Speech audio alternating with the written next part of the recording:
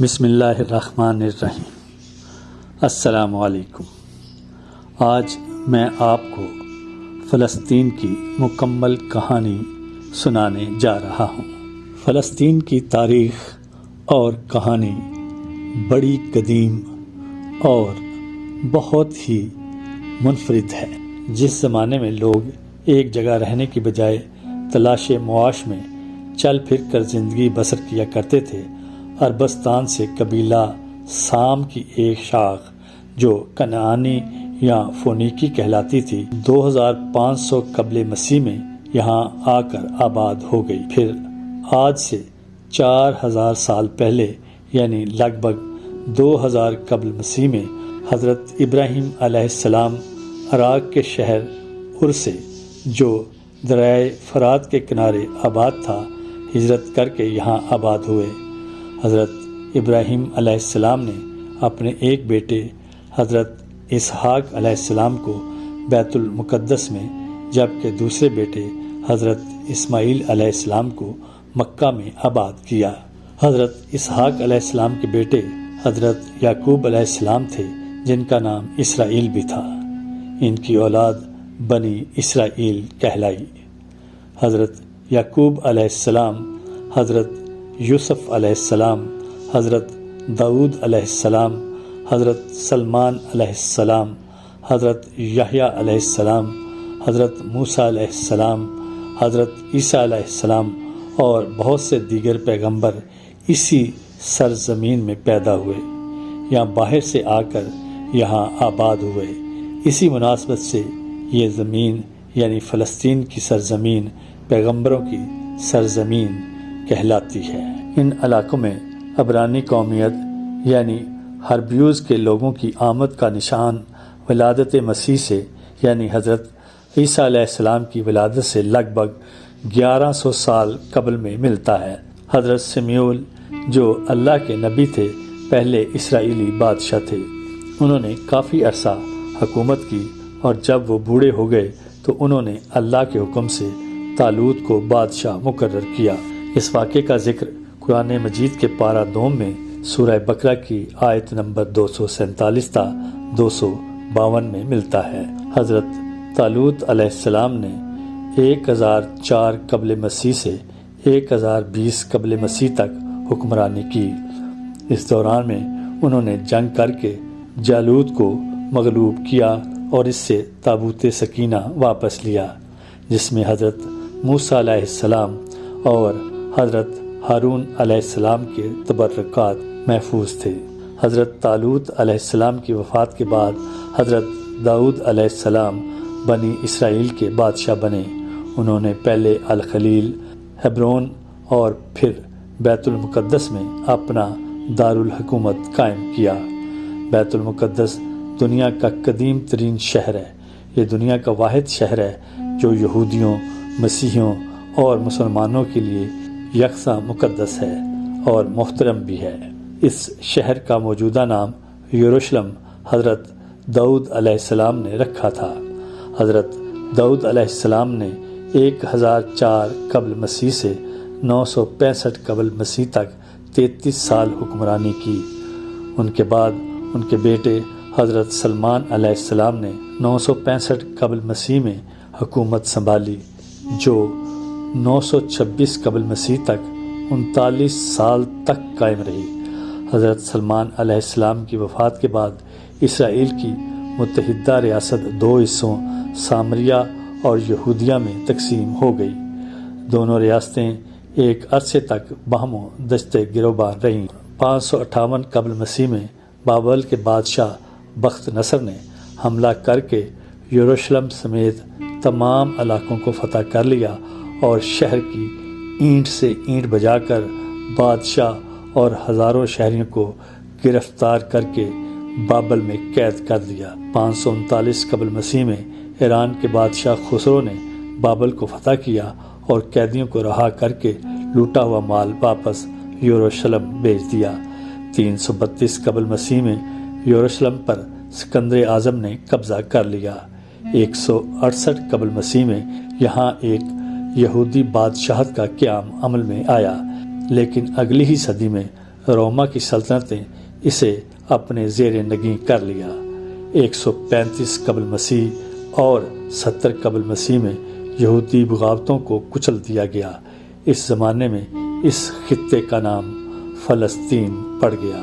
رومیوں نے عیسائی مذہب قبول کرنے کے بعد یورپ اور شام میں یہودیوں پر زندگی تنگ کر دی تھی، انہیں در بدر کر دیا، ان پر بہت سے ظلم کیے، انہیں ذلیل و خوار کر کے رکھا اور ان کا قتل عام کیا۔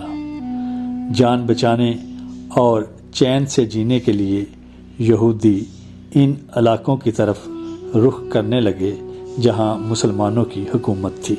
رومیوں کے عیسائیت قبول کرنے کے بعد بیت المقدس سے یہودیوں کو نکال دیا گیا تھا اور ان کی عبادت گاہیں تباہ کر دی گئی تھیں۔ 15 ہجری 637 عیسوی میں بیت المقدس فتح ہونے کے بعد حضرت عمر فاروق رضی اللہ تعالی عنہ نے یہودیوں کو بیت المقدس کی زیارت کی اجازت دی، اور یہ ایک بہت عرصے کے بعد مسلمانوں کی حکومت آنے کے بعد انہیں یہ اجازت ملی۔ عیسائیوں نے یہودیوں سے حد درجہ بغض کی وجہ سے اس چٹان جس کے اوپر قبۃ الصخرہ یعنی ڈوم آف راک بنا ہوا ہے کو کچرے کے ڈھیر سے ڈھک دیا، کیونکہ یہودی اس کو مقدس مانتے ہیں۔ اس چٹان کے اوپر کچرا امیر المومنین حضرت عمر بن خطاب رضی اللہ تعالی عنہ نے اپنے ہاتھوں سے صاف کیا۔ مسلمانوں کے نزدیک اس کی اہمیت یہ ہے کہ رسول اکرم صلی اللہ علیہ وآلہ وسلم کی معراج والی رات اس چٹان پر سے براق آپ صلی اللہ علیہ وآلہ وسلم کو آسمانوں کی طرف لے کر اڑا تھا۔ 463 سال تک یہاں عربی زبان اور اسلام کا دورہ رہا۔ پھر جب بھی صلیبی جنگ کے بعد عیسائی بیت المقدس پر قابض ہوئے تو مسلمانوں اور یہودیوں کا قتل عام کیا۔ سلطان صلاح الدین ایوبی کے بیت المقدس فتح کرنے کے بعد اور بعد میں طویل عرصے تک سلطنت عثمانیہ کے زمانے میں یہودی قلیل تعداد میں یہاں رہے، لیکن عیسائی ظلم و ستم اور ذلت و خواری والی زندگی سے بہت بہتر زندگی گزارتے رہے۔ تاہم یہودی ایک اقلیت کی حیثیت سے یہاں موجود رہے۔ 11ویں صدی کے بعد یہ علاقہ غیر عرب، سلجوق، مملوک اور عثمانی سلطنتوں کا حصہ رہا۔ 1199 میں سلطان صلاح الدین ایوبی نے بیت المقدس کو فتح کیا اور یہاں مسلمانوں کی حکومت قائم ہو گئی۔ فلسطین کی جانب یہودیوں کی نقل مکانی 17ویں صدی کے اواخر میں شروع ہو گئی۔ 19ویں صدی میں یورپ اور روس میں یہودیوں کے خلاف عیسائیوں میں شدید نفرت اور مظالم پھر سے ابھرے۔ ان حالات میں یہودیوں نے عیسائیوں کے ظلم سے تنگ آ کر نقل مکانی کا فیصلہ کیا۔ 1930 تک جرمنی، مشرقی یورپ اور روس سے یہودی لاکھوں کی تعداد میں بے گھر ہو گئے اور ان کی بڑی تعداد امریکہ، برطانیہ اور کچھ فلسطین میں آ کر آباد ہو گئے۔ اسی دوران میں صہیونیت یعنی زائونزم کی تحریک نے جنم لیا۔ اس تحریک کا مقصد یہودیوں کے لیے اپنا ملک قائم کرنا تھا اور اس کے لیے انہوں نے فلسطین کو چنا۔ یہ تحریک یورپ، امریکہ اور فلسطین میں زور پکڑتی گئی اور یہودیوں نے بڑی تعداد میں فلسطین میں آباد ہونا شروع کر دیا اور یہاں زمینیں خریدنے لگے۔ یہ سلطنت عثمانیہ کا آخری دور یا آخری زمانہ تھا۔ پہلی جنگ عظیم یعنی 1914 سے 1918 میں پہلی جنگ عظیم میں سلطنت عثمانیہ نے جرمنی کا ساتھ دیا تھا، اور جب جرمنی ہار گیا تو برطانیہ نے سلطنت عثمانیہ کا شیرازہ بکھیر کر رکھ دیا اور مختلف علاقے مختلف یورپی طاقتوں کے قبضے میں آ گئے۔ فلسطین پر برطانیہ کا قبضہ ہو گیا۔ 1917 میں برطانیہ کے وزیر خارجہ نے ایک اعلان کیا جس کو اعلان بالفور یا بالفور ڈکلیریشن کہا جاتا ہے۔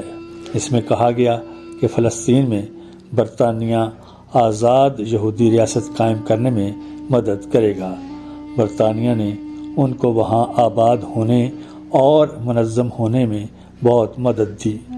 جب فلسطین کے عرب مسلمانوں میں یہودیوں کے خلاف شدید رد عمل پیدا ہونے لگے اور دونوں کے درمیان میں شدید جھڑپیں ہونے لگیں تو برطانیہ نے فلسطین سے جانے کا فیصلہ کیا اور اقوام متحدہ سے اس علاقے کے مستقبل کے بارے میں فیصلہ کرنے کا کہا۔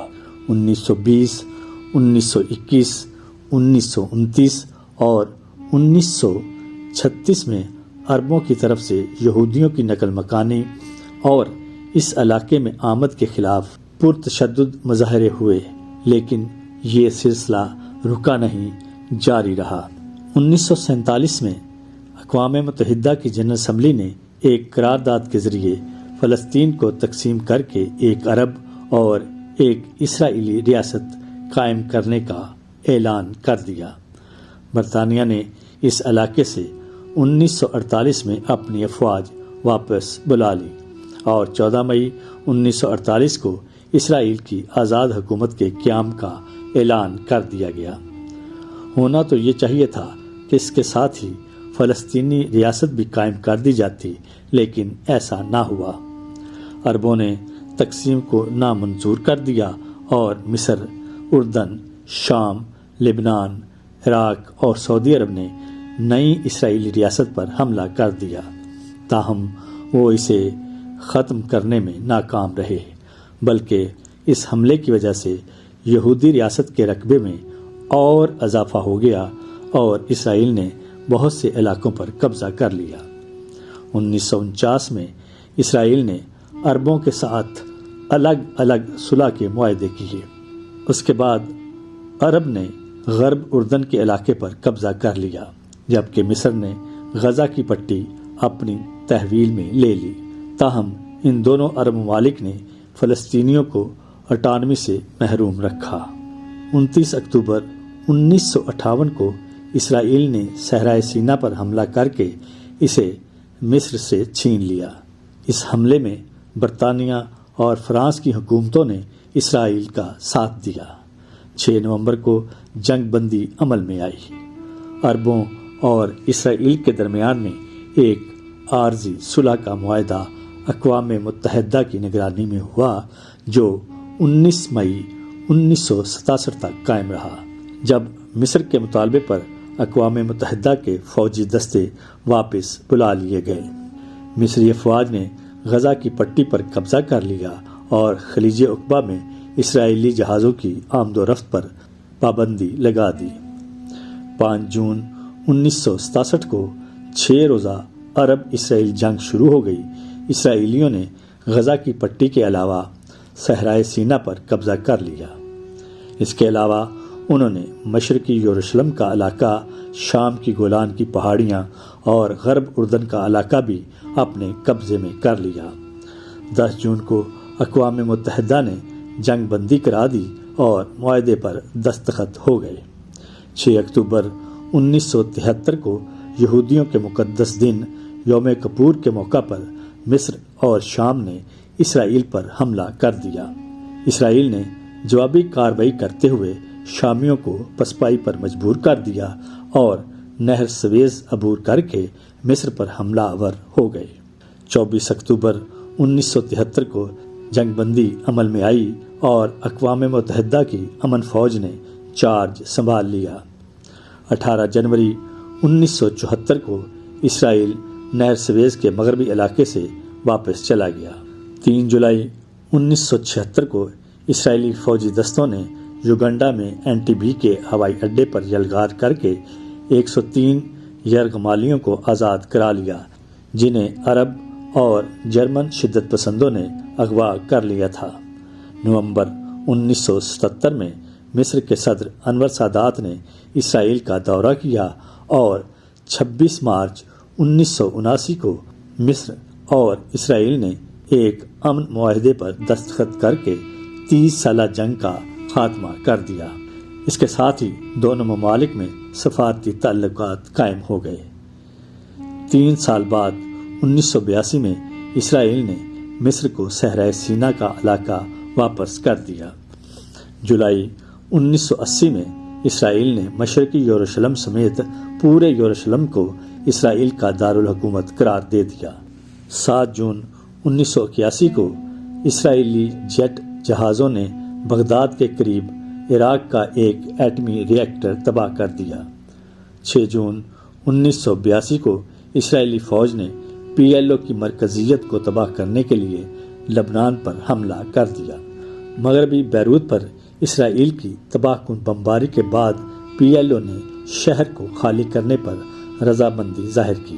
اسی سال 14 ستمبر کو لبنان کے نو منتخب صدر بشیر جمائل کو قتل کر دیا گیا۔ 16 ستمبر 1982 کو لبنان کے مسیحی شدت پسندوں نے اسرائیل کی مدد سے 2 مہاجر کیمپوں میں گھس کر سینکڑوں فلسطینیوں کو ہلاک کر دیا۔ اس سفاکانہ کارروائی پر اسرائیل کو دنیا بھر میں شدید مذمت کا نشانہ بننا پڑا۔ 1999 میں انتفاضہ کے زیر اہتمام فلسطینی حریت پسندوں نے زبردست عسکری کارروائی کا آغاز کیا۔ 1991 کے آغاز میں جنگ خلیج کے دوران عراق نے اسرائیل کو کئی سکڈ میزائلوں سے نشانہ بنایا۔ 2018 سے اب تک اسرائیل اور حماس کے درمیان بہت سی جھڑپیں ہو چکی ہیں۔ پچھلے 15-20 دن سے اب ان میں شدت آئی ہے۔ اسرائیل تمام حدیں عبور کر چکا ہے اور اس نے اب تک 10,000 سے زائد فلسطینیوں کو ہلاک کیا ہے۔ یہاں تک کہ ہسپتال اور کیمپ بھی نہیں چھوڑے گئے۔ اقوام متحدہ اور پوری دنیا اس کے سامنے بے بس نظر آتی ہے۔ خاص طور پر اسلامی ممالک بے ضمیر بے حس کمیونٹی کا کردار ادا کر رہے ہیں۔ اسرائیل بچوں کے ساتھ جو سلوک کر رہا ہے وہ تاریخ میں کبھی نہیں ہوا۔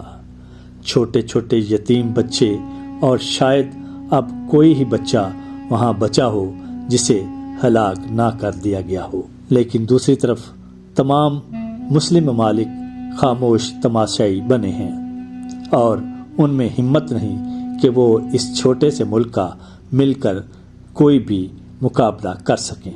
فلسطین کو اب مسلم ممالک سے کوئی زیادہ امیدیں بھی نہیں، لیکن سوچنے والی بات ہمارے لیے یہ ہے کہ کیا ہم اپنے بچوں، اپنی بہنوں، اپنی ماؤں، اپنے بزرگوں اور اپنے نوجوانوں کو بھی اسی طرح ہلاک ہوتے دیکھ سکتے ہیں؟ یقیناً نہیں۔ تو پھر سوال یہ ہے کہ فلسطین کے یہ بچے، یہ مائیں، یہ بہنیں، یہ بیٹیاں اور یہ نوجوان کون ہیں؟